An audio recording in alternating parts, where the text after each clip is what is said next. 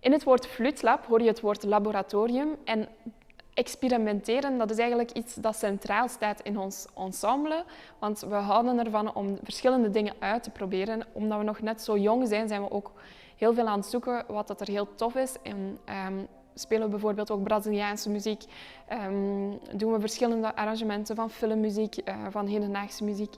En we gaan ook andere fluiten gebruiken. Bijvoorbeeld de gemshorens komen ook aan bod in ons programma, op onze concerten. En zo experimenteren we daar ook mee. Nu, wat ook heel tof is in ons ensemble, we zijn een ensemble van professionele blokfluitisten, dus het is niet open voor iedereen. Maar in dat ensemble amuseren wij ons echt. Dus er is een hele grote, goede atmosfeer.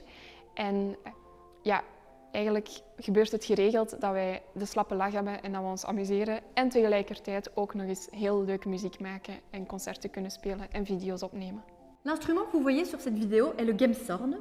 C'est un instrument à vent qui est construit dans une corne qui a été évidée avec une embouchure de flûte à bec et des trous qui ont été percés pour les doigts. Gems veut dire chèvre ou chevreuil et horn veut dire corne. C'est un instrument qui date de l'époque médiévale et qui est originaire d'Allemagne. Malheureusement, nous avons assez peu de sources historiques sur cet instrument. Sauf qu'il y a quelques iconographies qu'on peut trouver chez Wirdung et Agricola au début du XVIe siècle. Et un siècle plus tard, on en voit aussi chez Praetorius en 1618. Vous pourrez constater sur ces images que le gemshorn à l'époque était doté de 4 trous. Et maintenant, nous jouons sur des gemshorns à 8 trous. C'est une forme assez récente et qui nous permet de jouer un répertoire plus vaste et varié. Alors, il n'y a pas de musique écrite spécifiquement pour le gemshorn, à notre connaissance. Et ici, on a décidé de vous jouer des danses de Caroubel et de Praetorius qui sont extraites de Terpsichore. Actuellement, on peut trouver des gemshorns de tailles différentes, ce qui nous a permis de constituer un consort avec soprano, alto, ténor, basse et grande basse, un peu comme des flûtes à bec.